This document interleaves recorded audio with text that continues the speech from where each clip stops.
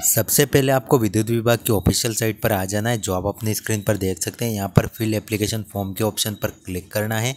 आपके सामने इस टाइप का ऑप्शन आ जाएगा।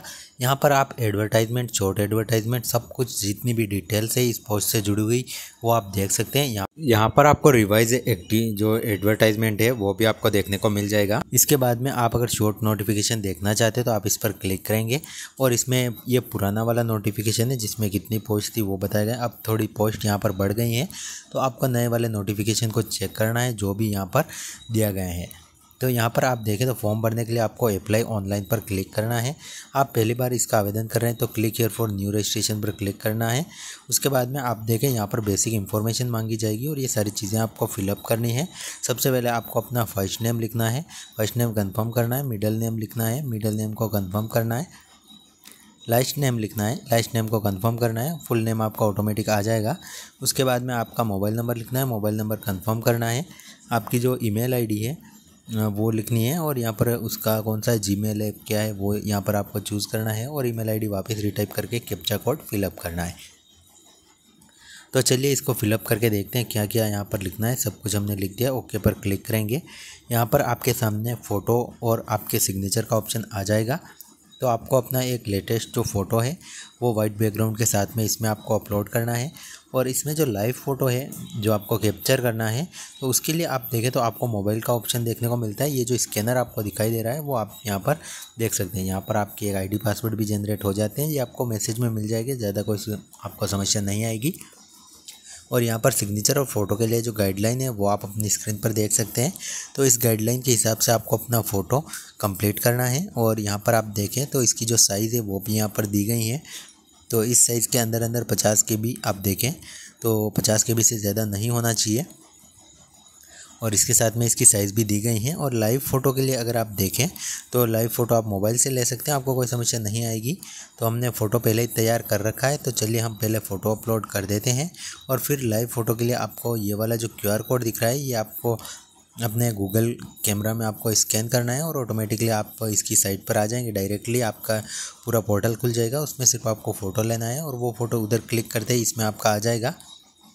तो ये आप देख सकते हैं ये लाइव फ़ोटो वाले में अगर आप जैसे वेबकैम लगा हुआ है आपके कंप्यूटर के तो यहाँ पर आपका डायरेक्ट फ़ोटो आप वेबकैम से ले सकते हैं, बाकी मोबाइल से भी ले लेंगे। तो ये हमने मोबाइल से लिया है, ये हमारा फ़ोटो आ चुका है, साइन हमने अपडेट कर दिए हैं। उसके बाद में ये जो चेकबॉक्स है इनको राइट करेंगे, नेक्स्ट पर क्लिक करेंगे। उसके बाद में आप देखें तो अगला ऑप्शन हमारा खुल जाएगा बेसिक डिटेल का। सबसे पहले हमें पोस्ट सेलेक्ट करनी है, तो ये वाला फर्स्ट वाला ऑप्शन हम सेलेक्ट कर लेंगे, सिर्फ एक ही ऑप्शन है। उसके बाद में ट्रेड सेलेक्ट करनी है, हम जैसे इलेक्ट्रीशियन का फिलअप कर रहे हैं तो इलेक्ट्रीशियन कर लेंगे। स्टेट हमारा राजस्थान है, राजस्थान कर देंगे। कैटेगरी जो भी हमारी लग रही है, जैसे कि हमारे अनरिजर्व या EWS है तो EWS यहाँ पर हम चूज़ कर लेंगे। अगर आप OBC कुछ चूज़ करते हैं तो क्रीमी नॉन क्रीमी का ऑप्शन भी आपको देखने को मिलता है। यहाँ पर आपको थोड़ा सा नीचे आना है। उसके बाद में विद्युत वितरण निगम की जो कंपनीज है वो यहाँ पर आ जाएगी, 4 कंपनी यहाँ पर दी गई हैं। तो आप पोस्ट के हिसाब से जो भी आप परफॉर्मेंस में 1 2 3 4 में आप जैसे चाहें सेट कर सकते हैं। अजमेर विद्युत वितरण निगम, जोधपुर विद्युत वितरण निगम, जयपुर विद्युत वितरण निगम और राजस्थान वाला, तो ये चारों ऑप्शन है। तो आप अपने हिसाब से चूज़ कर लेंगे जो भी आपको परफॉर्मेंस में सही लगता है। उसके बाद में आप देखें तो कौन सा स्टेट से आप बोनाफाइड है, तो आपका निवास या जन्म किस स्टेट में हुआ है, तो हमारा राजस्थान है, हम यहाँ पर सेलेक्ट कर लेते हैं। कैटेगरी हम वापस यहाँ पर सेलेक्ट कर लेंगे। उसके बाद में आप देखें तो यहाँ पर हमारा जो कैटेगरी का जो EWS है उसके नंबर मांगे जाएंगे। तो यहाँ पर जो सर्टिफिकेट नंबर है वो हम दर्ज कर देंगे और हमारा कब बना है, इशू कब हुआ है सर्टिफिकेट, वो यहाँ पर डेट चूज़ करेंगे। और अगर डिसेबिलिटी का है तो यस अन्यथा इसे नो कर देंगे। अगर आप विकलांगता कुछ है तो यस करके अपने परसेंटेज सब कुछ भर सकते हैं, 40% से प्लस आपको ज़रूरत होगी। आगे ट्रांसजेंडर वाला और ये दूसरी जितनी भी चीज़ें हैं वो आप अपने हिसाब से फिलअप कर लेंगे। तो यहाँ पर हमारे जो EWS का सर्टिफिकेट नंबर है वो हम यहाँ पर दर्ज कर देते हैं।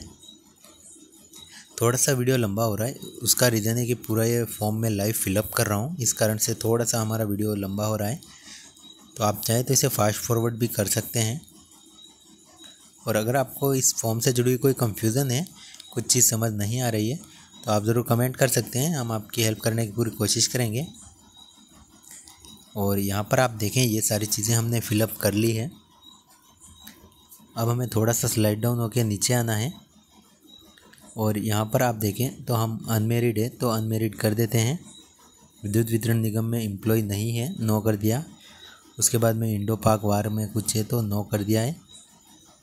और अगर आपके है कुछ भी तो आप यस कर सकते हैं, बाकी आपको यहाँ पर नो कर देना है। यहाँ हम एक्स प्रिजनर भी नहीं है और ये सारी चीज़ें हमारे जैसे एनसीसी कैंडिडेट भी नहीं है तो नो कर दिया है। तो जितनी भी चीज़ें हैं वो आप यस नो अपने हिसाब से फिलअप करेंगे। ये एरिया में हमारा नो आ रहा है, स्पोर्ट पर्सन में भी हमारा नो आ रहा है। अगर आप हैं तो आप यस करके फिलअप करें, बाकी नो से आगे बढ़ जाएंगे। यहाँ पर धर्म हम चूज़ कर लेंगे, जो भी आपका है वो आप चूज़ करेंगे। हम हिंदू चूज़ कर रहे हैं। नेशनलिटी में यहाँ पर हम इंडियन चूज़ कर लेंगे, माइनॉरिटी से नहीं है हम। हमारे जो आधार कार्ड नंबर है वो हमें यहाँ पर दर्ज करने हैं, 12 डिजिट के आधार कार्ड नंबर। टीएसपी से हम नहीं हैं और अगर हैं तो यस करेंगे तो फिर हमें हमारा टीएसपी का सर्टिफिकेट नंबर सब कुछ डालना पड़ेगा। उसके बाद में यहाँ पर थोड़ा सा नीचे आएंगे, जो हमारे एग्ज़ाम सेंटर हैं ऑनलाइन एग्ज़ाम के लिए तो वो चूज़ करने हैं। तो यहाँ पर हमें 6 एग्ज़ाम सेंटर चूज़ करने हैं। तो आप जो भी आपके नज़दीक हो वो आप चूज़ कर सकते हैं इस लिस्ट में दिए गए एग्ज़ाम सेंटर्स में से। तो जो भी आप स्टेट चूज़ करेंगे जहाँ के आप निवासी हैं उसी स्टेट के आपको एग्ज़ाम सेंटर्स देखने को मिलेंगे। तो आपको अपने हिसाब से चूज़ कर लेना है जो भी आपको एग्ज़ाम सेंटर की ज़रूरत है। तो यहाँ पर हम भी हमारे हिसाब से 6 एग्ज़ाम सेंटर हमें फ़िलअप करने हैं तो वो हम यहाँ पर फ़िलअप कर रहे हैं।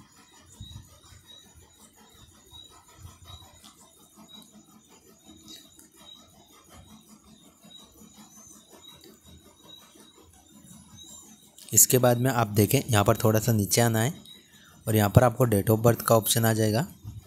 तो जो भी आपकी जन्म दिनांक है वो आपको यहाँ पर चूज़ कर लेनी है। तो आपकी जन्म डेट यहाँ पर आप चूज़ कर लेंगे। यहाँ पर आपकी एज ऑटोमेटिकली कैलकुलेट होके आ जाएगी।